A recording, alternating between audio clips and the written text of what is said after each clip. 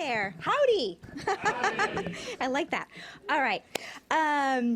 So I would like to welcome you to our annual Spring Education Policy Workshop at the Bush School. This event is being sponsored by the Moschbacher Institute. So our Ed Policy series was launched a couple of years ago. And the purpose for this series is to bring in prominent scholars who are working on timely education and policy-relevant topics. So today, we're absolutely thrilled to bring to you Dr. Sue Dynarski. Sue is a professor of public policy, education, and economics at the University of Michigan, where she holds multiple appointments at the Ford School of Public Policy, the School of Education, and Department of Economics, and also Institute for Social Research. Sue also serves as co-director of the Education Policy Initiative and the Michigan Education Data Center. Sue's research focuses on inequality in education. She has done really interesting work on the effectiveness of charter schools, the optimal design of financial aid, and the effect of high school reforms. So without further ado, please help me welcome to the stage Sue Dynarski from the University of Michigan.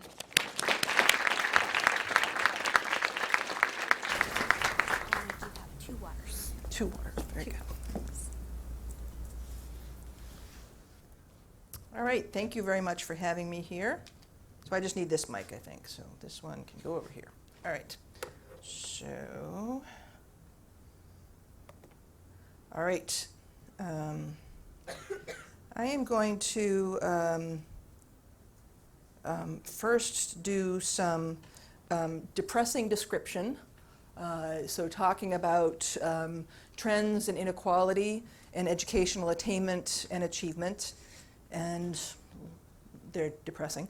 And then I will show you some promising evidence on some promising programs that are effective in reducing inequality in education. So don't leave halfway, because the uplifting part comes at the end.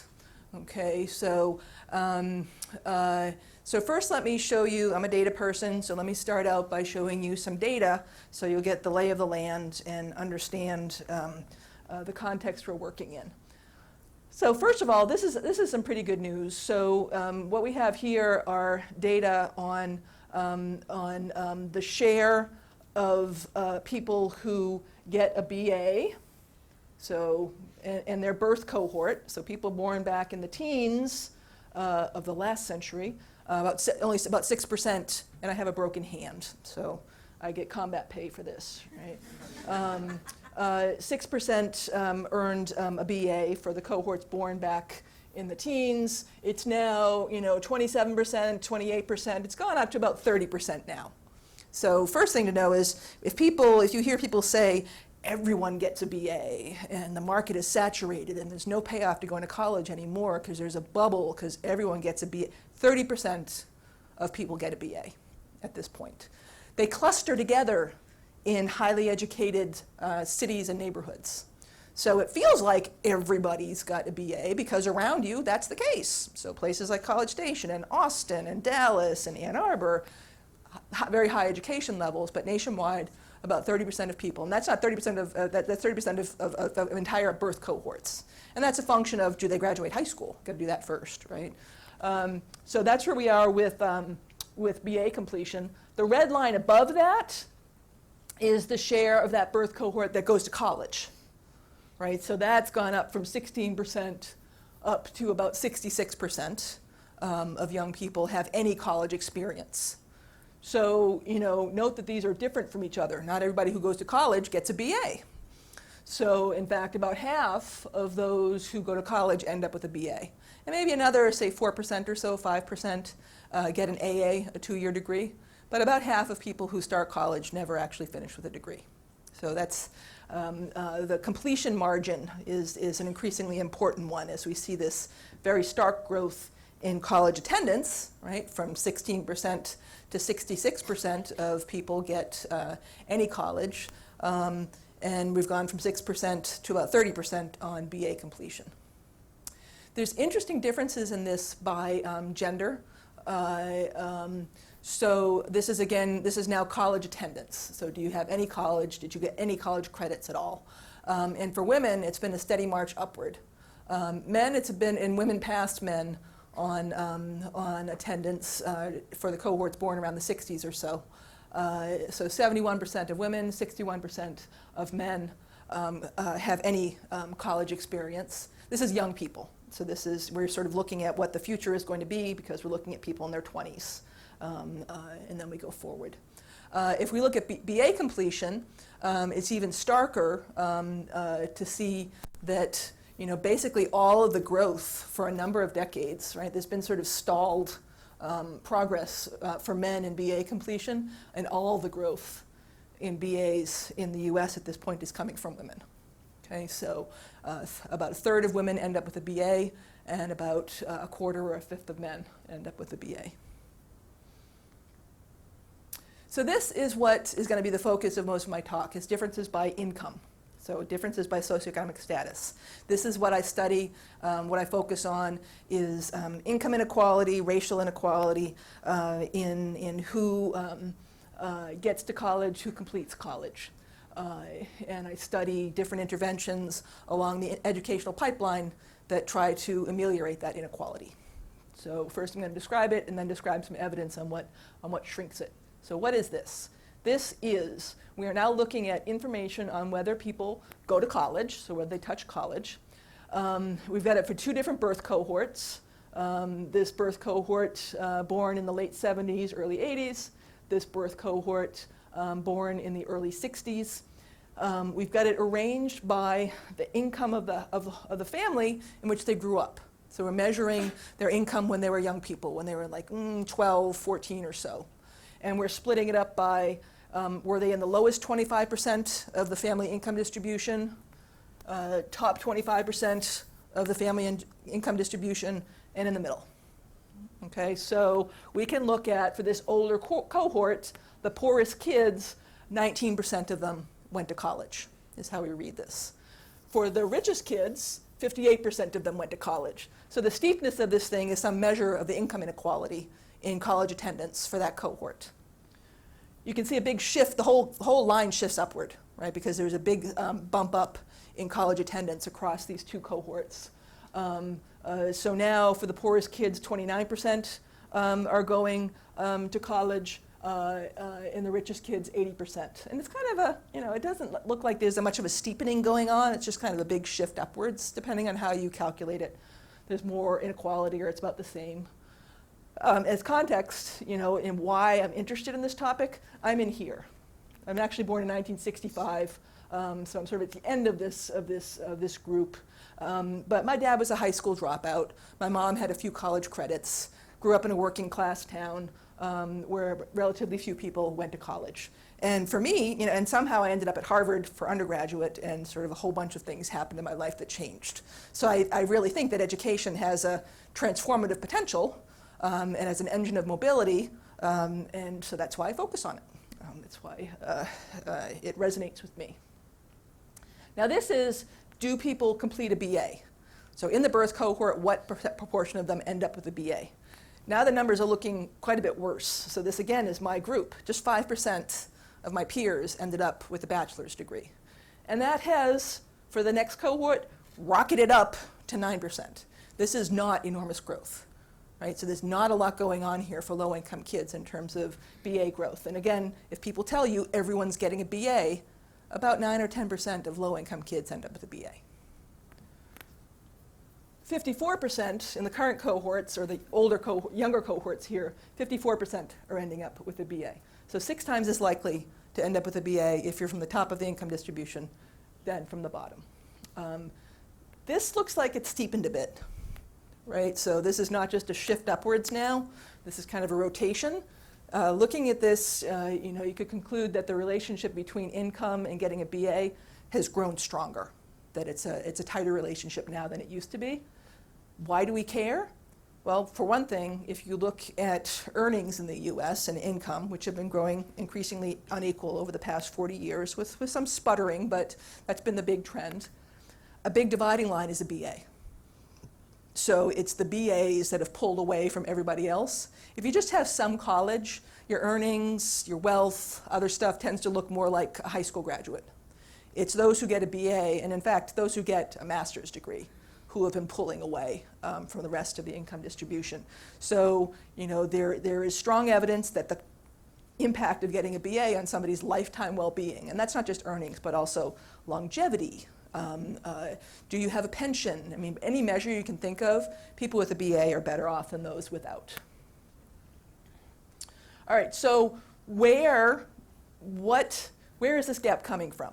You know, so, you know, it could be about academic preparation, you know, that these kids are not getting sufficient preparation in high school and in elementary school to get them into college and through college. It could be costs.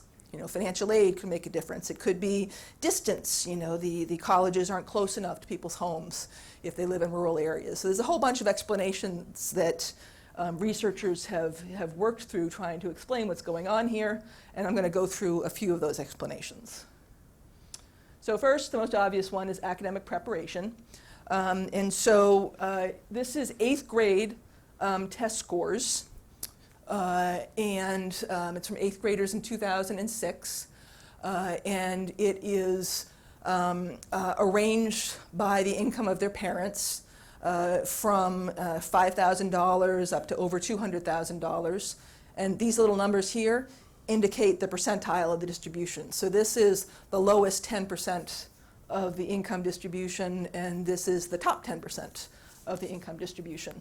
And these, the scores are expressed in standard deviations, and they're constructed to have an average of 0.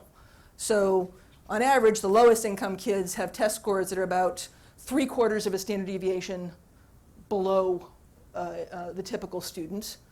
The richest kids have test scores that are about 0.6 standard deviations above average. So the gap between these two is what's called the 90-10 gap, the gap between the kids at the 90th percentile of the income distribution, kids at the 10th percentile.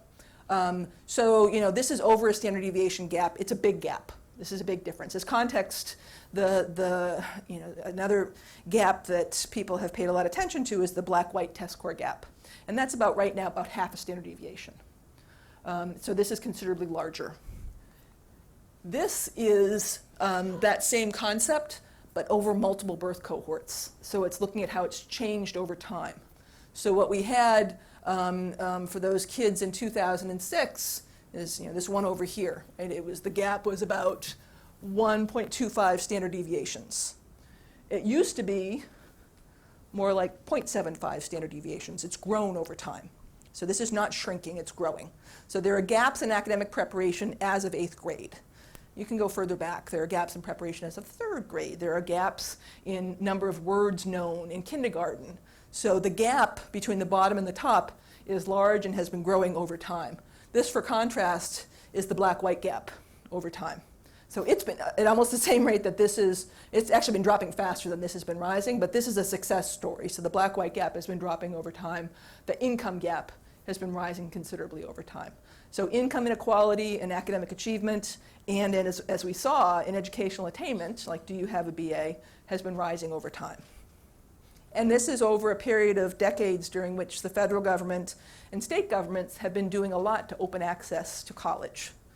So community colleges just started coming around in the 1970s, 1960s. The Pell Grant and all the other aid programs that you know about only started about 1972, 75. So between those two cohorts that I showed you, the cohorts born in the 60s and the cohorts born later, a whole lot of money and effort was poured into trying to reduce these inequities. And maybe they would have grown faster without all those efforts. We don't know, but they certainly have not shrunk. Okay? Now,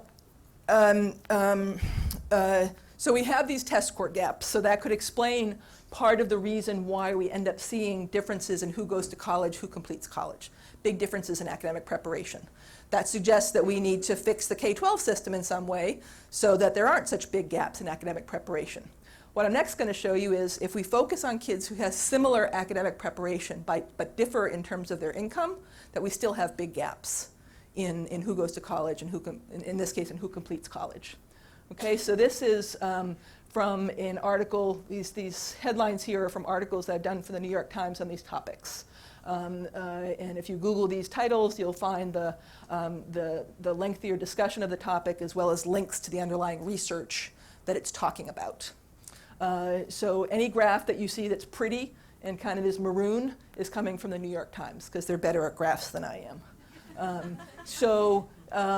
What do we have here? We have 8th grade test scores, and we have broken up test scores into the bottom quartile, second, third, highest quartile. So from up the top there is the lowest test scores going to the highest, and then we've got this is not just income; it's socioeconomic status, which is like a combination of income plus, say, parental occupation, parental education.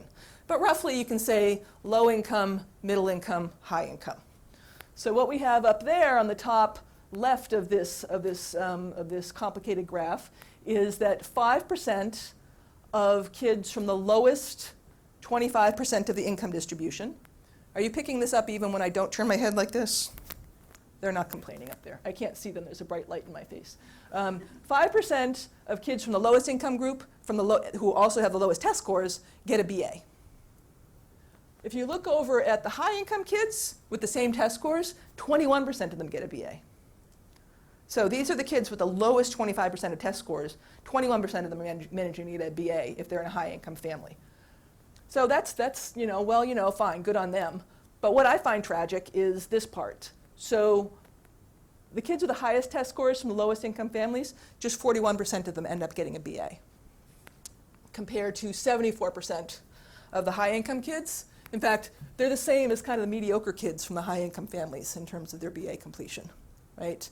Second lowest test scores for high income kids have the same rate of BA completion as the highest test scores for the low income kids.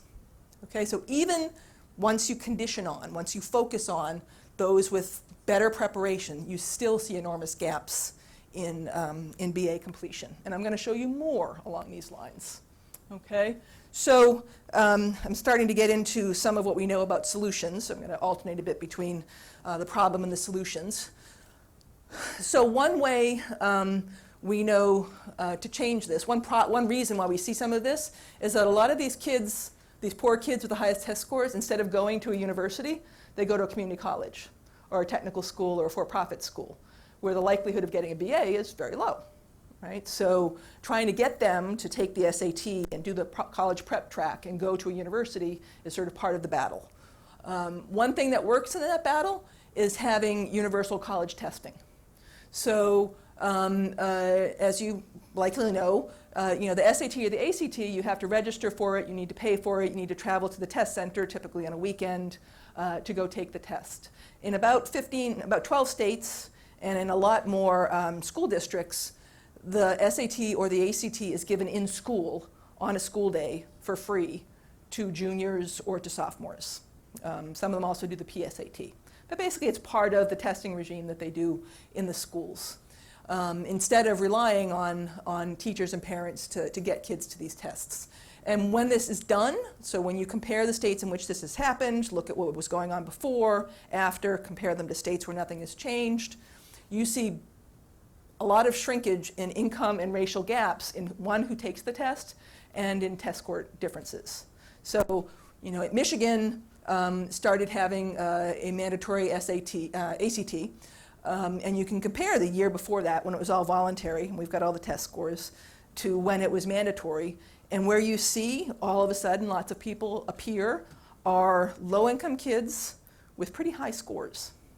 So it's not, you might think that who doesn't take the test is low-scoring kids. They're the ones who chose not to take the test. And that's true in large part. That's a lot of what's going on. But a disturbing number of kids, or depending on what you think of this, it's either kind of a happy thing. All of a sudden, a lot of high-scoring, low-income kids appear. And they also tend to be non-white. And this has been found to reduce racial and income gaps in who goes to college. Right? The act of taking this reveals a lot of talent.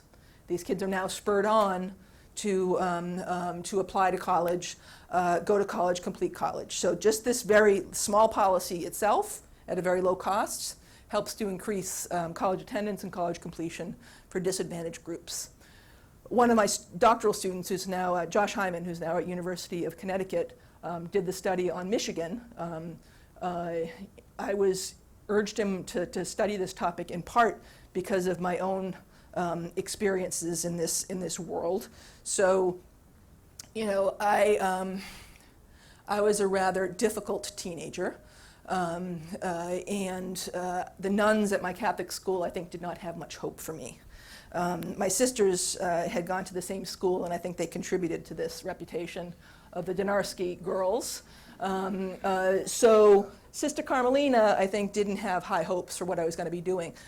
So junior year, I needed to get my tonsils out. There's an end to this story. It'll come. I needed to get my tonsils out. And my mom, because she was very conscientious, she cared a lot about education, she was spending what little money she had to send me to a Catholic school, right? Because she thought it would give me a better education. She wanted to get a date that I could go get my tonsils out where I wouldn't miss too much in school. And Sister Carmelina told her the day of the PSAT. So she told her that I should go get my tonsils out the day of the PSAT because I wasn't that kind of material, right? So I didn't take the PSAT, which means I didn't get into the whole National Merit Scholarship competition. I didn't start getting mailings about college and so forth. None of that happened until senior year when I took the SAT myself. When I took the SAT myself, the Monday after SATs came in, I got called to the office because they wanted to start, you know, congratulations. We've never seen scores that high, which is like, really? And then they started giving me some attention. So my sisters went to UMass Boston. At this point, so this is like, what, November of senior year? They had low expectations for me, right? So I'm a story of one, but this data suggests it's not just me. There's a lot of this going on. There are talented kids who are getting missed because people don't have high expectations of them. And a lot of this starts way back in grammar school, but some of it's even happening when you get up to high school, and kids who are well prepared are not getting shunted into the right schools. All right. So that's so the SAT is one of these barriers that sort of holds back certain populations. And this is all leading up to one of the solutions I'm going to talk to you about. The process by which we apply for student aid in the US is another barrier. So this is something I've been on a rampage about for about 15 years now, documenting how complicated the student aid system is. So the aid application, the FAFSA, which you probably all have some experience with, is about 120 questions. That's more complicated than the typical 1040. So the typical 1040 in the US is the easy or the A. A majority of households fill out the easy or A, which is 20 to 40 questions. So the aid application is more complicated than taxes, which we don't usually talk about as being an easy experience. I put the FAFSA through a website that measures the level of education that you need to read the text. These are easy to find. If you want to sort of defog, they call it, your own writing, you can put your writing in, it will tell you. You know, newspapers aim for 10th grade, maybe even 8th grade for clear writing. I put through the FAFSA, and it was a graduate degree. Was required to read the form that is intended to get more people into college, right? So it's got problems. We have evidence that when we simplify this process, when we ease the process of applying for aid, more people go to college, fairly big increases. And there are ways to do this. So I've been pushing on the public policy front. I've suggested getting rid of the FAFSA altogether and just using tax data to qualify people. You could just automatically tell people when they do their taxes, here's how much you'd be eligible for if you went to college.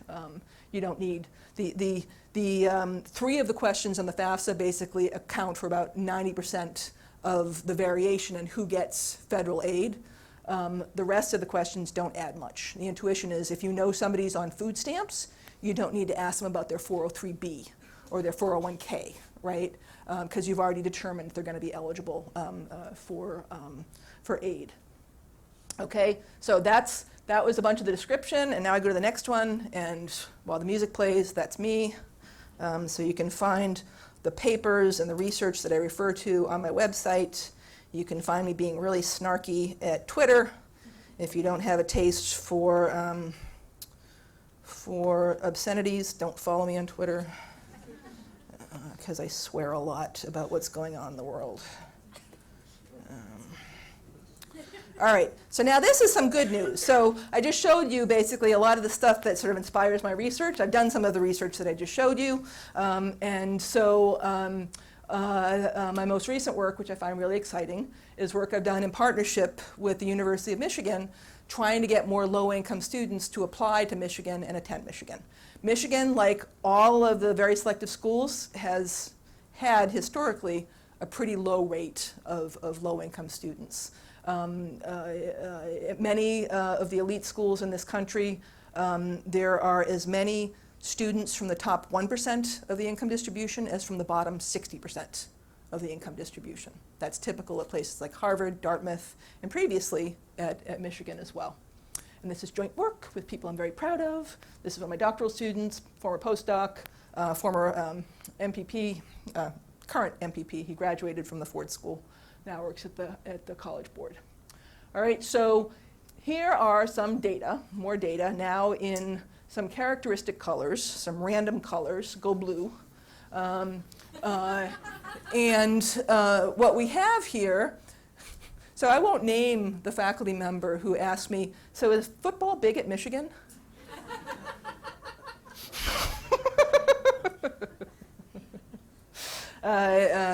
Anyway, so what we have here now are low-income students in blue, and low-income, this is from data from the Michigan Department of Education. This is the universe of juniors in Michigan. And what we've selected here, I selected with the University of Michigan, a set of students who had GPAs and ACTs, which are universal in Michigan, high enough that Michigan would recruit them. You know, they're the kind of kids that their scores are high enough, their grades are high enough that they'll send them packets, you know, add to the big pile of stuff that juniors get in the mail. So it's that set of students, and it's broken up by whether they were eligible for free and reduced price lunch while they were in school, right? So as juniors. That roughly, think of that as roughly $40,000 a year and below is what free and reduced price lunch is. And you're going to hear me say FERPL by mistake sometimes, free and reduced price lunch. So the free lunch kids are the blue, and then everybody else, you know, we didn't say high income because it's basically 40 and above, which is not high, right? So it's a real mix of middle income and upper income. So what proportion of them go to college at all? Well, there's a gap even in that. And these are kids who are high achieving because Michigan would think of recruiting them. So 84% of the low income kids and 88% of their better off peers. If you look at, you know, do they go to a competitive school? And competitive is I'll show you some examples of competitive versus highly competitive. Michigan is a highly competitive school. University of Michigan is a highly competitive school. Michigan State University is a very competitive school. Then down here, you start to get to sort of, we sometimes call them the directional universities, or the community colleges are going to be in here as well. So what you see, though, all the way through these gaps, so these differences indicate that for kids with similar, who have comparable academic preparation, we've got big differences in their attendance at places like Michigan, 8 percentage point difference right here. So this is kind of like, this is what we saw as our opportunity. So when I first started talking to Michigan, you know, they came to me, they knew my research, they wanted to know what can we do to get more low-income students into University of Michigan. I said, well, let's start out by looking at the data. Because the first thing that came to mind for them, and most people at admissions offices, is that there aren't low-income kids out there. They don't have the academic preparation, and so you got to fix the K-12 system if you want to fix this problem. This was showing that there are people, you know, there's big gaps here, so you could think of this 8 percentage point difference here as a set of students you could be recruiting. These low-income students have good academic preparation, but unlike their upper-income peers, they're not going to a highly competitive school. So based on previous research, we decided to design an intervention that would push out information to these students about the kinds of scholarships they'd be eligible for if they came to the university. And through my partnership with the state of Michigan, we had data on these students. We had their home addresses, which we got permission to use, and send them information. So this is just to make the point of how much of a difference it can make where you go to school, you know, in just one state. So here's University of Michigan. For students with family income in the range that we're talking about, the free and reduced price lunch kids, Michigan just costs about $6,500 because we're very generous with our need-based aid. If you went to Michigan State University, instead, you pay almost twice as much. They don't have as much money for need-based aid. And also, your peer, 90% of Michigan students graduate, University of Michigan students graduate, drops down to 78% when you go to MSU. You move to Eastern, this is one of our directionals. About as expensive as MSU, grad rate is 38%. These are not atypical grad rates. And you have to go to Washtenaw Community College to get down to something anywhere near as cheap as Michigan, and the grad rate there is 16%. So, and this is not just Michigan, this is nationwide, this is what the statistics look like. So getting somebody up here instead of down here is going to make a real difference in the likelihood that they're going to graduate college. Okay, and you can see the income differences as well, right? So median salary after graduating from University of Michigan, 60,000, 50,000, right? You can see the numbers, all right? So, and there is a lot of evidence at this point that this is not just about, smart kids who are going to graduate anyway going here. That's part of the story, but there's a real impact that it has. If you take a given kid and drop them here instead of here, it's going to make a difference in their lives. They're more likely to graduate college. They're more likely to end up with a good job. Their lives will be changed. So that's what we aim to do. So how do we get them to Michigan? What's the problem? One idea is, let me just leave this up here for a second. One idea is to, once they've applied, give them very generous scholarship offers, right, and try to get them in that way. Thing is, they're not applying. Right? And research done by Caroline Hawksby and Chris Avery showed this. So what is this? This is a complicated set of graphs. So what we have here are very high achieving students. This is kids who have like the top 5% nationwide of SAT scores. And we've got them broken up into the high income kids and the low income kids. And what we have here are their applications that they sent in, and what we've got is 0 indicates that the school that they sent their application to had the typical student had the same SAT score as the kid who was applying. So you might think of this as like this is a match on their academic ability as measured by the SAT. These would be reach schools. The SAT is higher, typical SAT at the school is higher than the applicants. And then these would be safety schools. Right? And if you look at the high-income kids, it's sort of centered around their score, a couple of reach schools, some safety schools. This is a college counselor's dream, right? This is what you're supposed to do, is this range of applications. Very few of them, less than 10%, apply to non-selective schools. This is the low-income kids with the same SAT scores. For them, over 40% of them apply to a non-selective school, and that includes community colleges. And over here, notice how that one was sort of centered around 0? This is just scattershot, right? So there's no particular pattern, right? So it's this application margin that seems to matter. So you need to get them to apply to the more selective schools if you want to get them into the more selective schools. The time at which you're making the aid offers is too late. It's the application you need to change. So with the University of Michigan Admissions and Financial Aid Office, and based on previous research on this question, including what I showed you about simplicity of the aid system, we came up with making students a simplified early commitment of 4 years of free tuition and fees at UM, if they got in, of course. This was not a guarantee of admission. It was a guarantee of aid if they got admitted. Called it a scholarship, the Hale Scholarship. High-achieving, involved leaders. Hale is a Michigan thing, right? And it was no strings attached. This was unconditional. This is not depending on you filling out the FAFSA or the additional form that Michigan requires, which is called the profile, even longer form. If they got in, they were going to get the scholarship. If they filled out those forms, they might get even more, but they were going to get that no matter what. We delivered it to the kids' homes in the form of a packet that I'm going to show you in a second. We also sent a letter to their parents telling them their kid got this, and to their high school telling the principal this list of kids in your school is getting this offer. So this is what it looks like, right? The colors again, right? Hale Scholarship, Victors 2020. So this is for the students who would be the class of 2020.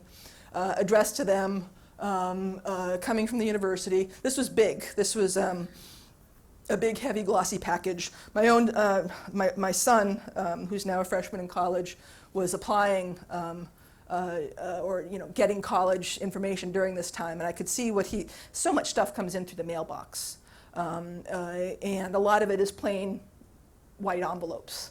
And previous research had shown that in many cases, students don't open these envelopes. I could have told you that from the stack of them on my kitchen table, but when something that looks like this comes in, it gets more attention, right? And I would see him, and he would actually pick something up, and he would go like this. And he's like, they're serious, right? And so that's what we were aiming for. So this was a big, hefty, glossy cardboard package. You open it up, and we've got a personalized note. It would have their name on it from the president of our university. 4 years of free tuition, if admitted, right? So it says, you're awesome, please apply. You're going to get this tuition offer, right? If you apply to UM and are admitted, we're prepared to cover the full cost of your in-state tuition and fees for 4 years of study at UM's Ann Arbor campus. That's an approximate $60,000 value to you and your family. Furthermore, after review of your aid applications, you'll likely be eligible for more. We had looked at, when we looked at students at the University of Michigan who had come from Michigan schools who were free and reduced price lunch kids, almost all of them were getting a totally free ride.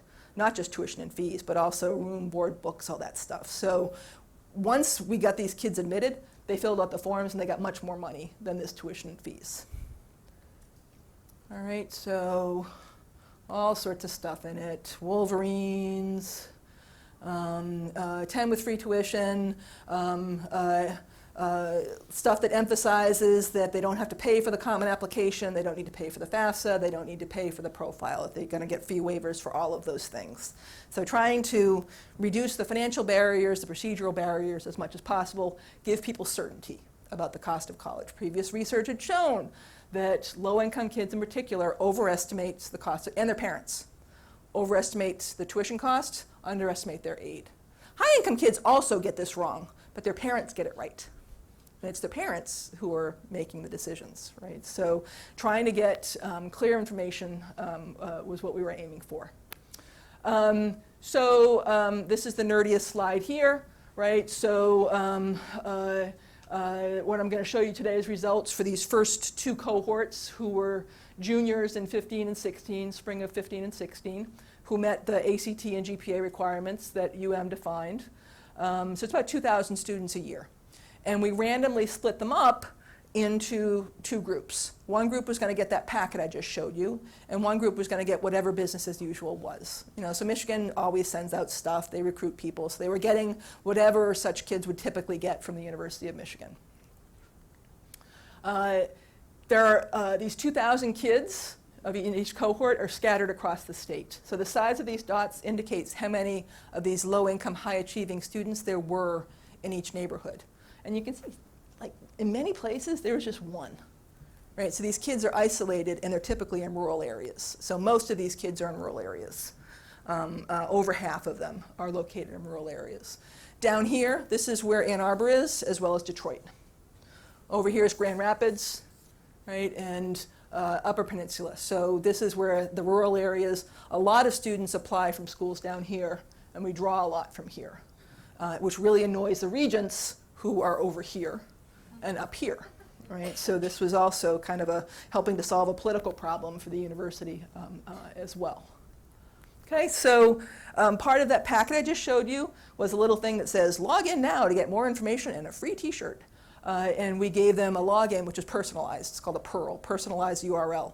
So we could tell when somebody logged in. And so this is a measure of first-time visits to the Hale webpage. So here's when the student letter dropped for the first cohort, and there's the spike in activity at the webpage. Here's where the parent letter dropped, another spike in activity, right? So hitting both the parents and the kids seemed to really make a difference here. All right, so let's look at the results. It's a randomized trial, so all we have to do is compare what happened for the treatment group and what happened to the control group. And for the control group, this is business as usual, 26% of them applied to the University of Michigan, and for the treatment group, 67% applied to the University of Michigan. I am not showing you standard errors in any of this. They're all statistically significant, if that's something that you care about. If you look then at, so here's the application again. This wound up, this is not admission, this is now this is now of the people who were sent this packet, 67% of them applied. Of the people who sent the packet, 32% of them got in. So about half of those who applied got in, roughly, right? But it's about roughly the same admission rate for the two groups. And then finally, if you look at actually coming to University of Michigan, which is net of applying and getting in and choosing University of Michigan. Control group, 12% attended the University of Michigan, and for the treatment group, 27% attended University of Michigan. Each of these groups is about 1,000 kids, so that's a boost of about 150 kids per fall. So an additional 150 low-income kids coming to University of Michigan in the fall for the past several years. This is, now I'm breaking this up into Southeast, remember again, is where Michigan is, University of Michigan is, and where Detroit is. So there, for the even just the control group had a pretty high application rate, right? So 36% of kids in the Southeast were already applying. And that was their impression, right, was that the Southeast was already getting a lot of applications.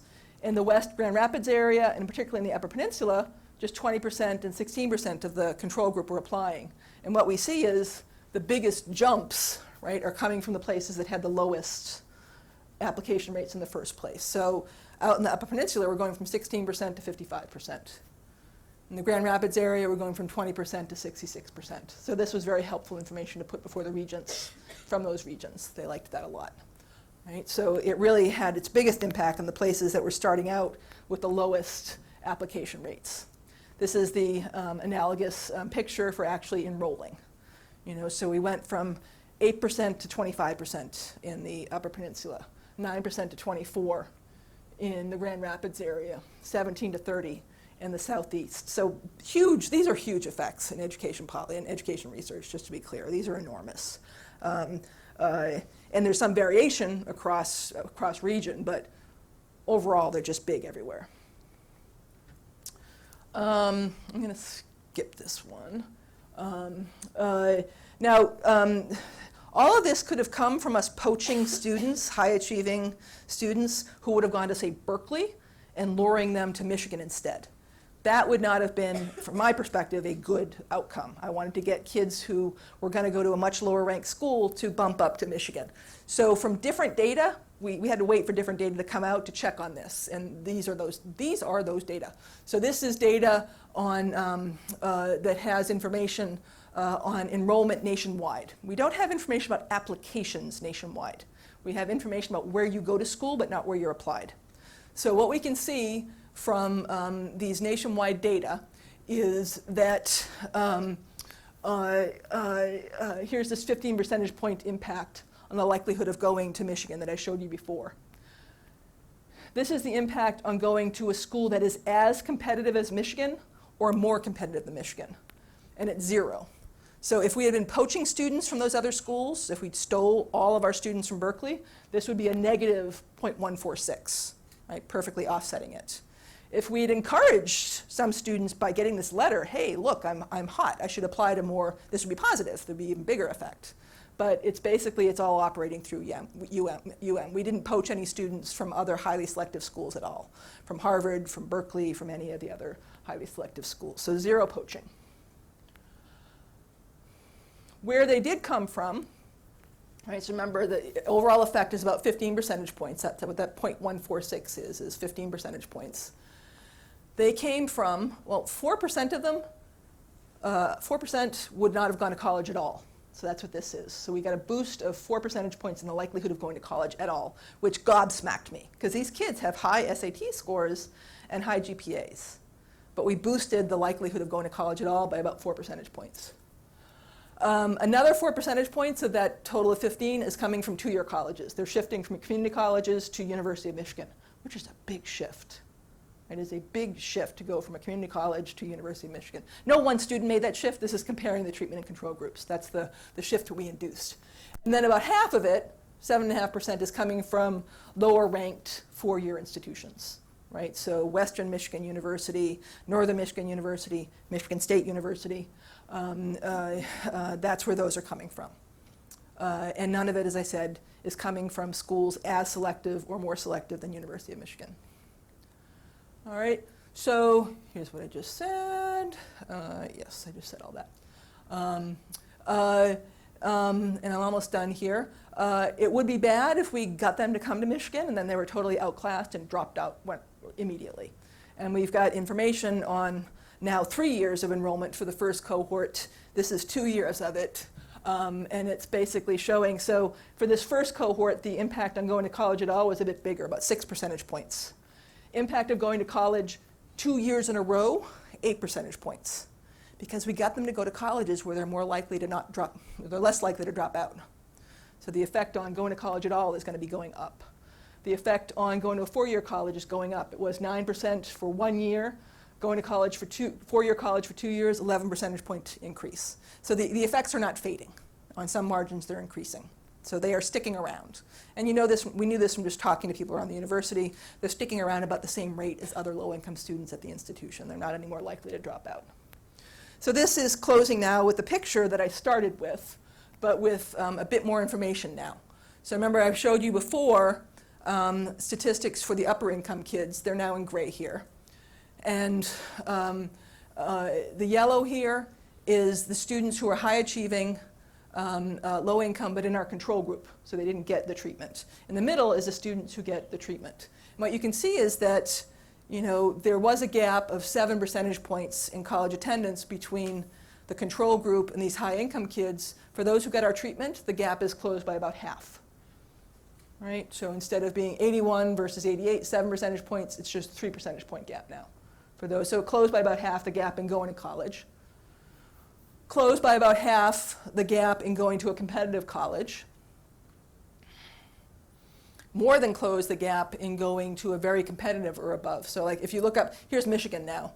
In Michigan now, the low-income kids who got this treatment are more likely than the upper-income kids to go to University of Michigan. Okay, so I started with depressing statistics. I showed you something evidence-based that actually seems to move the needle on this. This is not the solution. I'm not claiming this is the solution. I'm very much of a it's a little bit at a time that you fix things, and this is one thing that can fix one problem. The fact that so few low-income kids even have the scores or the GPAs to end up in this group is a much bigger problem and needs solving, but this seems to help a lot with this particular problem of low-income kids not undermatching is what it's called, going to schools that are not as challenging as the ones that they could go to. And that's it. I already said all that. And then this is, all of these data and all this cooperation came from both the state of Michigan as well as the University of Michigan. And they don't necessarily agree with anything I say unless it reflects well on them. And that's it. And now we're going to have questions. And there are people with, they're called ambassadors. There are people with microphones wandering around. Don't start a question until they stick the microphone in your face, because all this is being recorded and you won't be heard until you're actually speaking into a microphone. And who's going to call on people? Lori's going to call on people. Okay. Oh, come on now. Y'all can't be this shy. Here we go.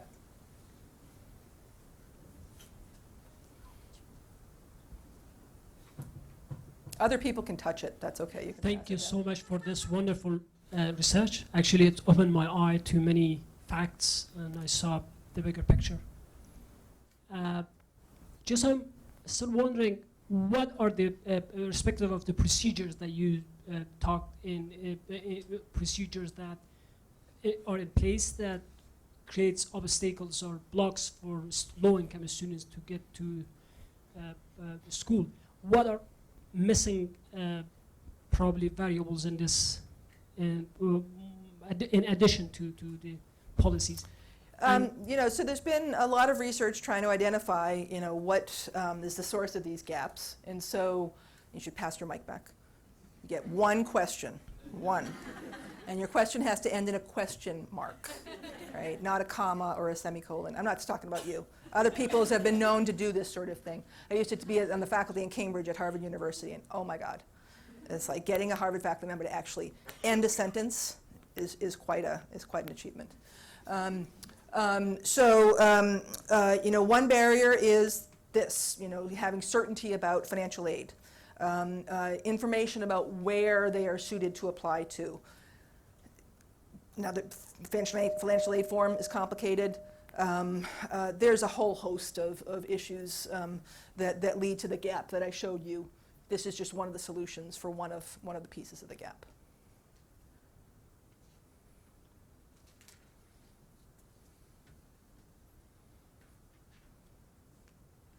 So hi, thank you for just opening our eyes to all of that.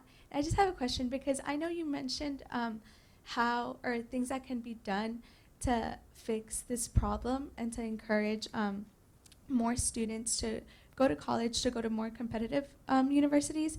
But what can we do also at the elementary level? That would be like 10 or 15 more lectures, right? So there is a good body of evidence about what is effective in closing those test score gaps that I showed you, policies that work.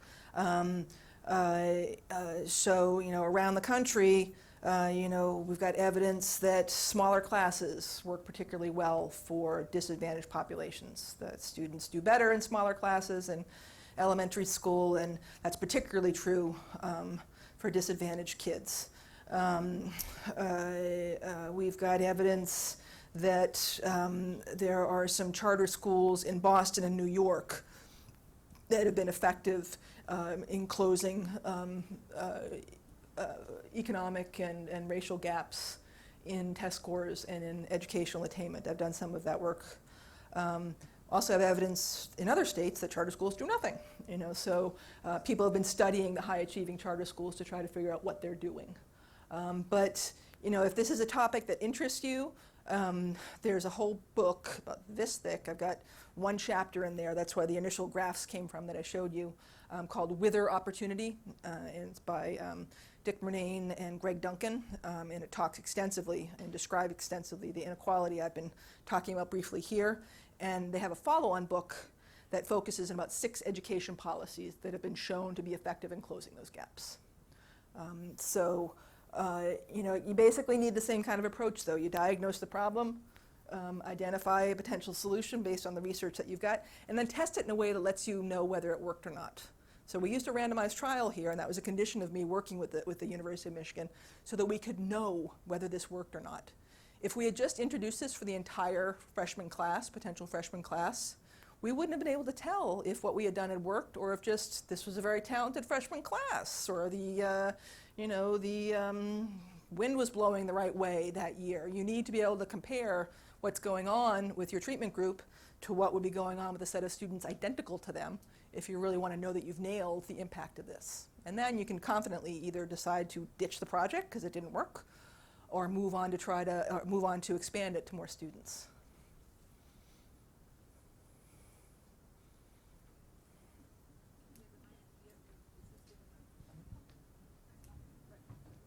Thanks, and go blue. You've got a traitor in your midst. Yeah. Destroy him at the reception. That's why I didn't say it during the lecture until afterwards. I was just curious about your opinion regarding the USC scandal and NCAA, all that going on relative to your talk. Well, it's enraging, right? So at the same time that we've got talented low-income kids who aren't even applying to these selective schools, we've got untalented, high-income kids who are getting their ways cheated into these schools. So it's outrageous. If you'd like to see me swearing a lot, go to Twitter. I think it's a great sign of how much people know this is worth something, right? So these, anybody tells you that college isn't worth it. The people who tend to be saying that college isn't worth it are the ones who are sending their kids to USC and spending a lot on college, right? So you don't, it tends to be college isn't worth it for your kids. It's worth it for mine, right? So it's a very valuable commodity. Getting kids into these schools is important. The sports angle, the sports channel is where a lot of this cheating is happening. because admissions offices don't have enough control over those lists that the coaches use, and I think this is going to lead to some big changes in that. Where I hope it does not lead, I've heard some people in some states saying, oh, well, part of this was about SAT cheating. We should get rid of the SAT. Of all of the things that people can cheat on trying to get into in a selective college, the SAT is probably the thing that's hardest to cheat on, right? So, you know, you saw all the things that they managed to do. So like photoshopping people's faces onto Olympic rowers, right? And fabricating activities and having their GPAs artificially pumped up. All that stuff is relatively easy to cheat on. The SAT is probably the hardest one of all of these to cheat on, the ACT.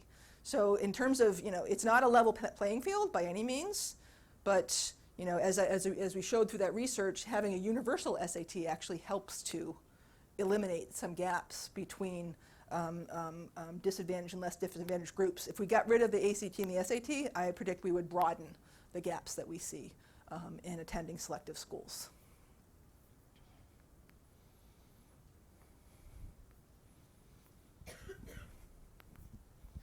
Thank you for your talk. So kind of basing off of that universal SAT or ACT system, what was the cost increase for implementing that?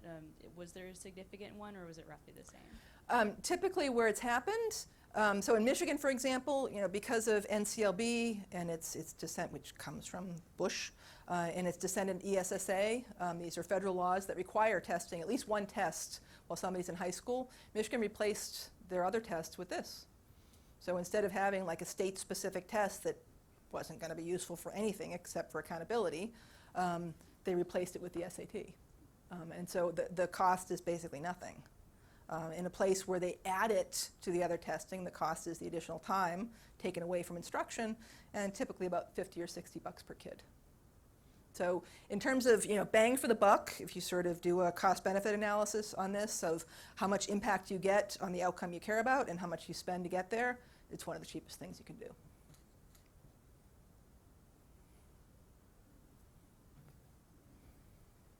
Actually, the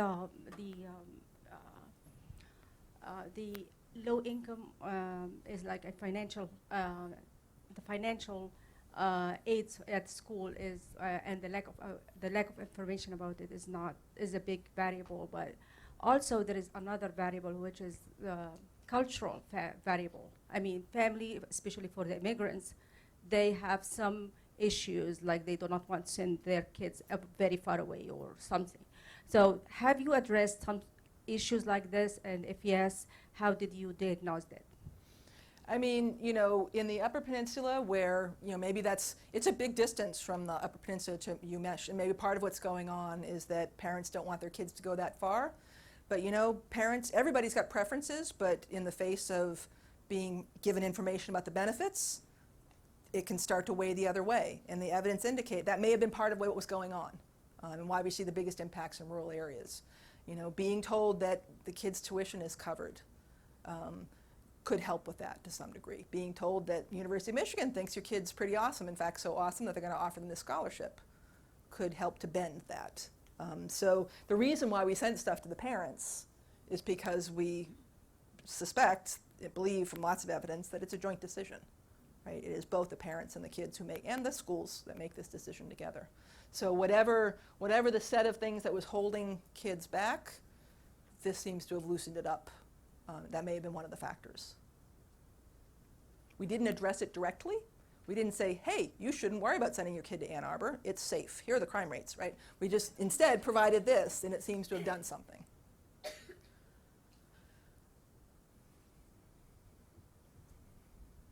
Thank you again for coming. You mentioned that You're really far from everything. I just want to note that. Yes, Yeah. it's a burden that we all bear. You mentioned that you sent materials to school leaders, principals. Did you learn anything through that about how school personnel can help motivate these kids to apply to schools? No, I mean, that would be kind of condescending, actually, from like the University of Michigan to tell college counselors, here's how to do your job. So no, it was just, you know, notifying them that here's this program that's available, right? So, you know, college counselors, by the way, are hugely overburdened, especially in low-income and rural areas. I mean, having student loads of 1,000 students or more is not unusual at all. and they're doing everything. So they're counseling kids who are having horrifying experiences in their family lives, as well as getting them through the college application process. So relying on counselors to kind of fix this, I don't think is a solution.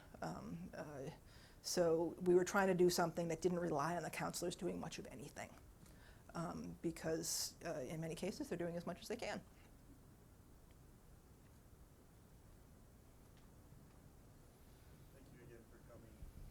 You want another comment about how far away you are? No, it's all right. Thank you, though. I'm curious if you had any opinions on early college, high school programs, and if they have any success in getting students not only to apply to colleges, but stay to college and graduate, and if that has had any positive success on students. So these are models in which kids do a few years of high school and then basically enroll concurrently in a college. So in Michigan, we've got one of these at Washtenaw Community College. The kids enter as freshmen. High school freshmen, and then start taking college courses right away and come out with an AA. At Eastern Michigan University, they start out and then enter the university and get a BA. Right? So I do not know of any, you got to think that the kind of kids who choose to do this kind of program are those who are kind of academically inclined anyway. Right? So it's really hard to tease out what of it is selection and what of it is, they're just selecting the best kids versus in selection both, but the best kids are choosing it, because these are typically admitted by lottery, and how much is sort of an effect of the program that would work if we took a random kid off the street and put him through it. I don't know of strong evidence on it. I mean, in theory, it fixes a bunch of the constraints we worry about, right? So they're right there in school, they're getting college credits, they're probably getting some coaching through the FAFSA process, right? So, but I have not seen a rigorous test of them. Do you know of any? No, okay.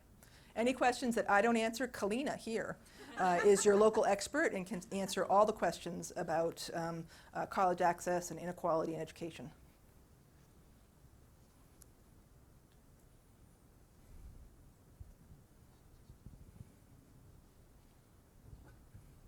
So for those students who are in the low income, are you able to look at all in terms of trauma in their families, for example, being pulled out by Child Protective Services or anything like that?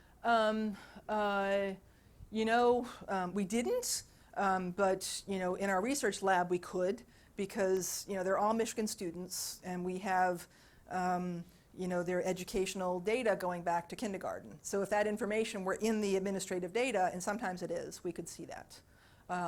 Some of my colleagues have, in separate research projects, been looking at that question. So looking at what happens to a kid who is or isn't recommended for foster care, or what happens to test scores for kids who are in Child Protective Services. So it is possible to look at that with these data. It's as bad as you might think in terms of its impact on kids.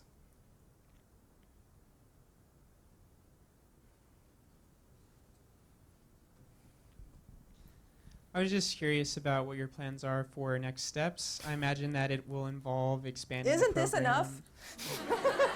And Can't I retire now? expanding it probably in Michigan, and then seeing, and if it continues to work, expanding it to other states. What are your plans? Yeah, so because this is the first two cohorts, which were a number of years ago, it was very successful. And because of this, Michigan decided to introduce something called the Go Blue Guarantee. So this is a guarantee that if you're, it's a promise that if your income is below median for the state, about $65,000 a year, that you'll be able to get free tuition and fees at the University of Michigan.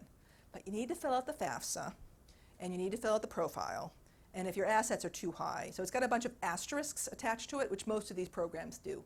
So we continued the randomization, actually, and kept the control group for the next two cohorts, so that we could compare now the effect of the Hale Scholarship to now the new normal was now this program. So we are explicitly comparing the effect of a personalized guarantee to a sort of advertise it, and it's not quite a guarantee.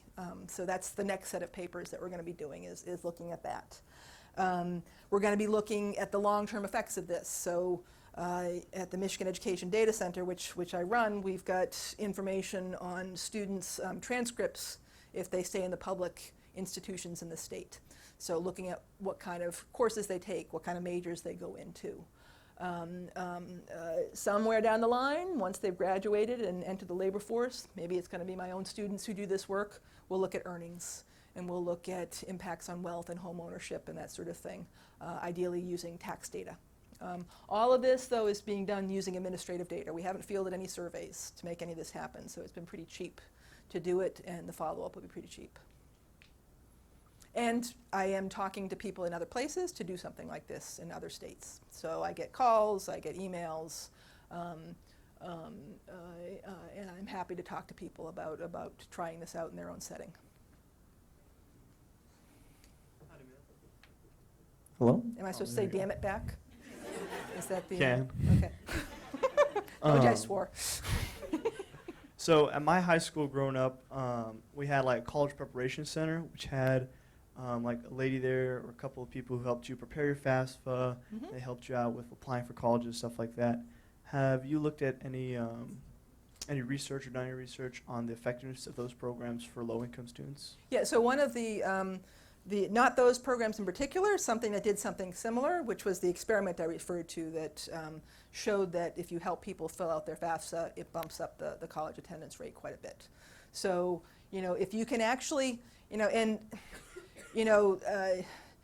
obviously a kid cannot by themselves fill out their FAFSA, right? You need their parents' information. So just running it in high school at like lunchtime doesn't work unless you get their parents there as well with all their tax records and their paycheck stubs and stuff. When you do manage to do that, getting the work done seems to help with college attendance.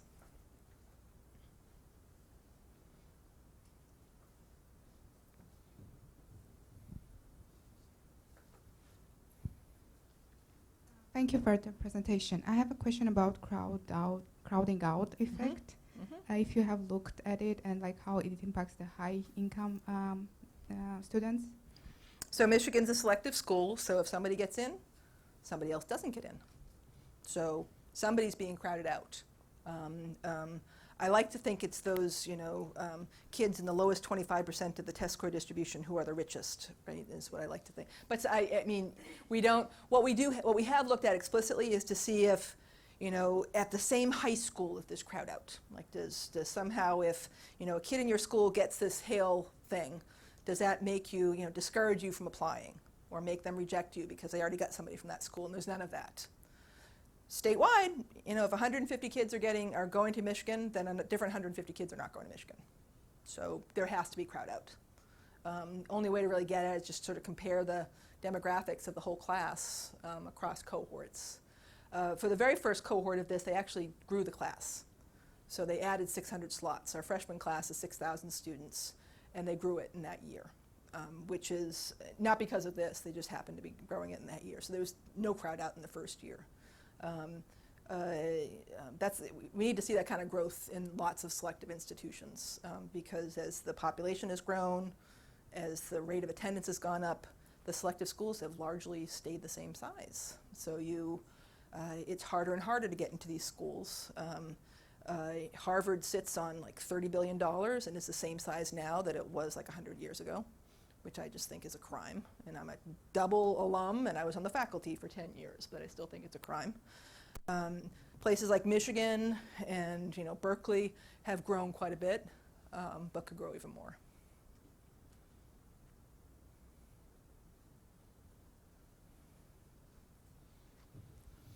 It seems that you dispel that there isn't a college-going boom. However, college graduation boom. There is not a college graduating boom. However, there is an increase in the number that may be attending college. Yep. And so the question is there, should everyone go to college? I mean, should everyone consider college? And should everyone consider it? Sure. Okay, but should everyone, is college for everyone? I guess that's my question. No. Is college for everyone? No. So college is not for everyone. And across the world, but everyone deserves a shot at a secure income and, security for their family and a home and health insurance. And right now, a lot of that stuff goes with having a BA or some college education. Where are high schools? So our high school has been very focused on college prep. There's a lot less support for the student who wants to go into the trades or who wants to go into skilled labor of some sort. So we need options and we need good education for those students. Other countries do this a lot better than us. Germany has a very strong apprenticeship program, for example. And there are different tracks. We don't, the word track is a dirty word in the US, but a track can mean that if you're not going to college, you just don't fall off the face of the earth. There's other programs that you can work through.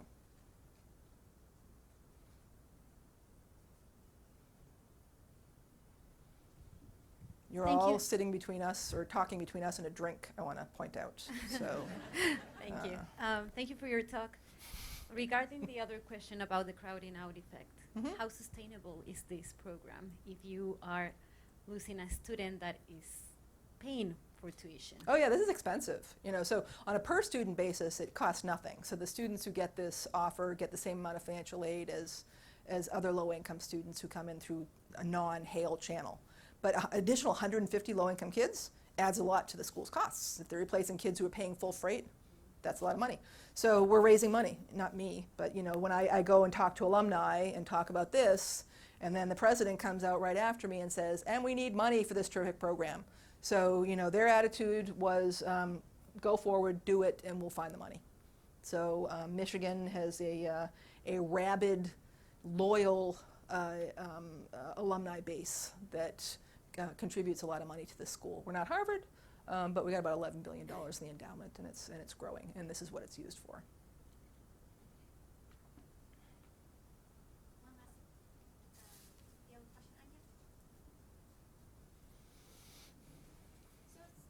Aside from finances, have you seen any lasting ramifications of the sudden influx of low-income students on your campus?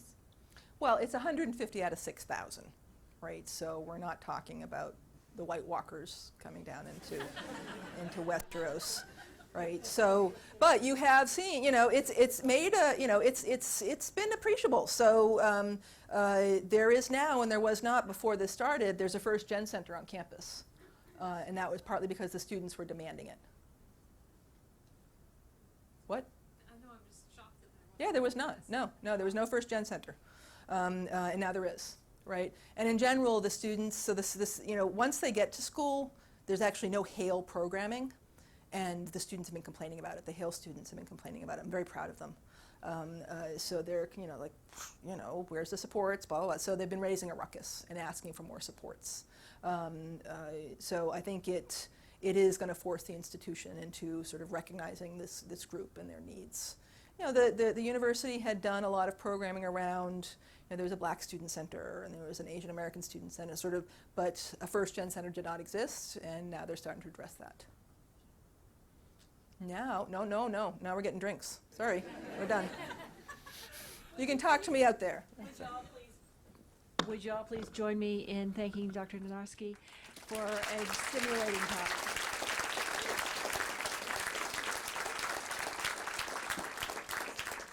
We have a very, very, very small token of our appreciation, which is quite large. Okay. Thank you very much. More for you to pack. Excellent. Thank you. So, thanks very much. Thank you all for coming.